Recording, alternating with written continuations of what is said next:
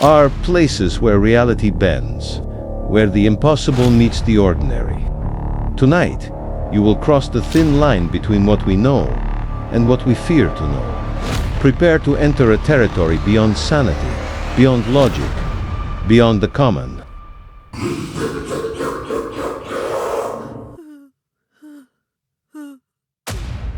The Hollow Road. The first time Billy Tanner saw the girl on Hollow Road, he figured she was just another hitchhiker. Nothing strange about that, even at 2 a.m. on a Tuesday. People got stranded all the time out there, where the pines crowd the asphalt like mourners around an open grave. He almost stopped. Almost. Something in his gut twisted when he caught her face in his headlights. Too pale, eyes too dark.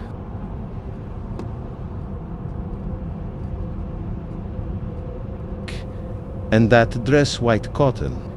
Paper thin made no sense on a November night when his truck's thermometer read 28 degrees. Billy drove past, eyes locked on his rear view until she disappeared into darkness. Just some tweaker, he told himself. Just some lost soul with bad decision-making skills. By the third night, he knew better. Same spot, same dress.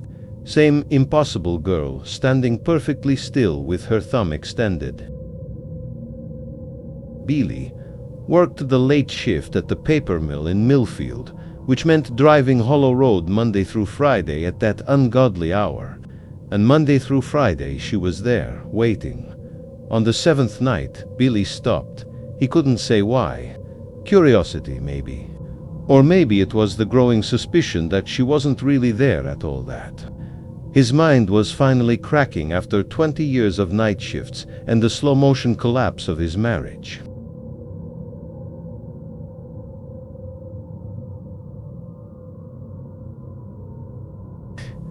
The girl was at his passenger window before he could think better of it.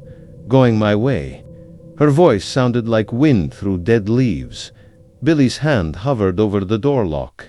Common sense screamed at him to drive away, but his finger pressed a button anyway. She slid in beside him. No sound, no weight shifting the suspension. Just suddenly there, her dress impossibly clean, her dark hair hanging in front of her face.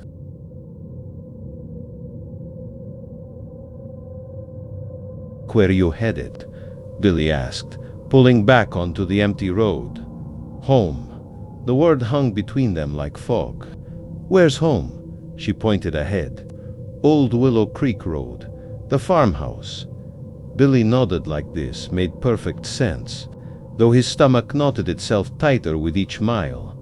Old Willow Creek Road had been abandoned for years. The only farmhouse out there had burned down in '97. His cousin had been a volunteer firefighter who'd helped recover the bodies.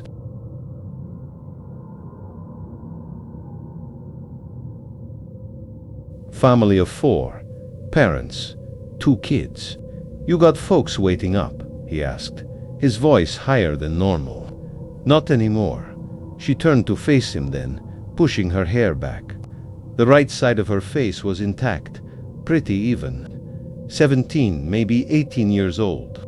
But the left side, Jesus Christ, the left side was charred black, receding into red muscle and gleaming bone. One eye socket empty, jaw exposed in a permanent, mirthless grin. Billy's heart hammered against his ribs. The truck swerved as his hands convulsed on the wheel. "You can see me now," she said.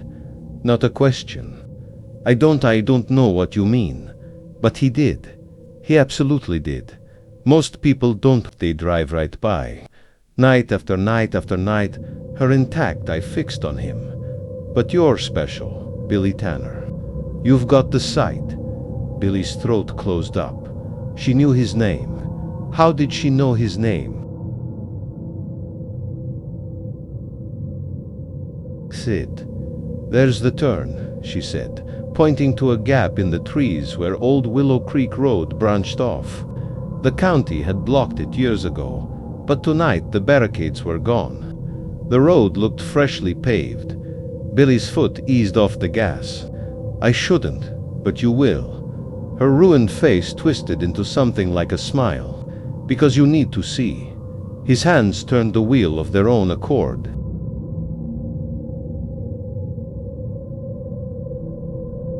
The truck rumbled onto Old Willow Creek Road, headlights cutting through mist that hadn't been there moments before. "What happened to you?" Billy whispered, though he already knew. "Same thing that's happening to you," she replied. "Dying by inches." The slow burn. The truck rolled forward, deeper into nothingness. Trees pressed in, branches scraping the roof like fingernails. The headlights dimmed, struggling against the thickening fog.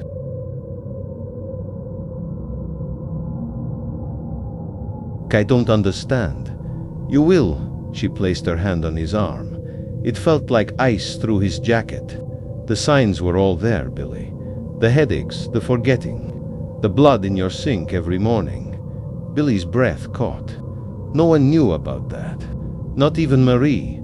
"Terminal's such an ugly word, isn't it?" The girl continued. "But that's what we both are. Terminal cases." Ahead, lights appeared through the fog.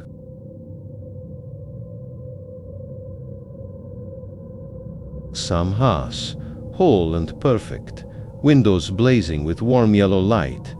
It looked like something from another time. "I don't have cancer," Billy said, but uncertainty crept into his voice. The headaches had been getting worse, and there was that moment last week when he couldn't remember Marie's middle name, though they'd been married 18 years. "Brain tumor," the girl said matter-of-factly. "Right temporal lobe. Size of a golf ball by now."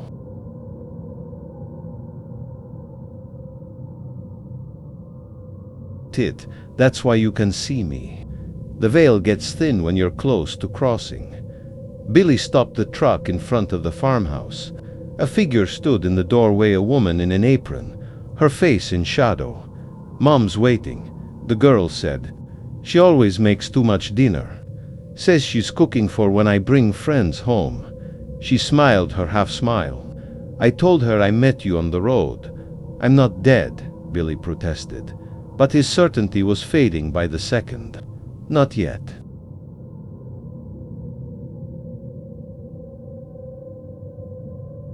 "But soon. 6 weeks, maybe less. That's why I've been waiting for you. No one should make the crossing alone." Billy stared at the farmhouse, at the woman in the doorway, at the boy now visible behind her, face pressed against the glass. A normal family scene, except for the strange, rippling quality of the air around it, like heat waves off summer asphalt. "What if I drive away right now?" he asked. "You can. You've got a little time left. Go home to Marie. See a doctor. They'll confirm what I've told you, but they can't change it. When it's time, I'll be waiting on Hollow Road." Billy's hands trembled on the steering wheel. "And if I stay, then you've made your choice." She opened the passenger door, the hinges silent. "Mom makes the best apple pie in the county. Even now, even here." She stepped out, her burned side luminous in the strange light from the farmhouse. "What is this place?" Billy asked.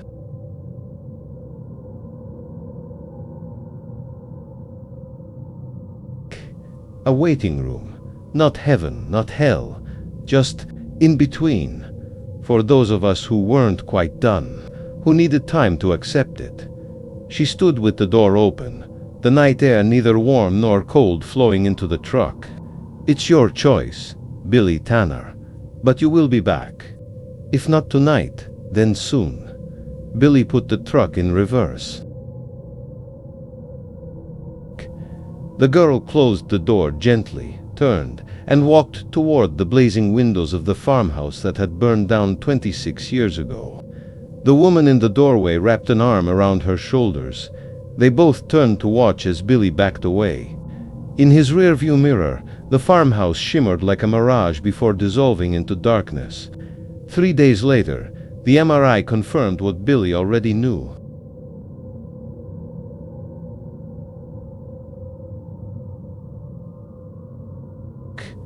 Marie held his hand in the sterile hospital room, while the doctor spoke words that no longer had the power to terrify him.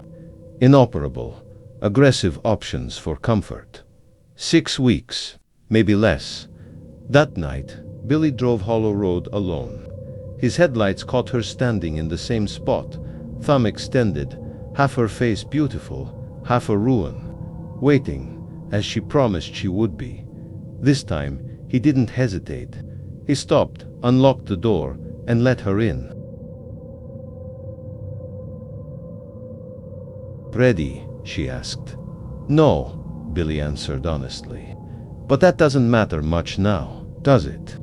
She smiled her broken smile as he turned the truck toward Old Willow Creek Road, where the barriers had vanished again and fresh pavement gleamed in the moonlight.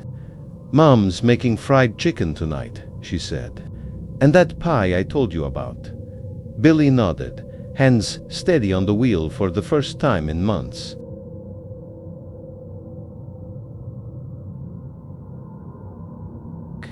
The pain behind his right eye, his constant companion these last few weeks, began to recede as they drove deeper into the mist. Ahead, the farmhouse windows glowed like lanterns in the dark, calling him home. Asterisk, asterisk, asterisk when they found Billy Tanner's truck the next morning. It was parked neatly on the shoulder of Hollow Road, emergency lights blinking steadily. The engine was cold, the driver's seat empty. The search parties combed the woods for 3 days before giving up.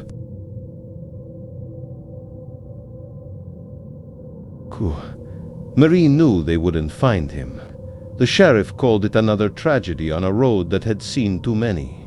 The same road where the Willow Creek fire had orphaned a teenage girl who later died hitchhiking, trying to reach relatives 2 counties over. Sometimes, late at night, drivers on Hollow Road report seeing headlights where no road exists anymore, turning off into the pine trees where Old Willow Creek Road used to run before the county blocked it off.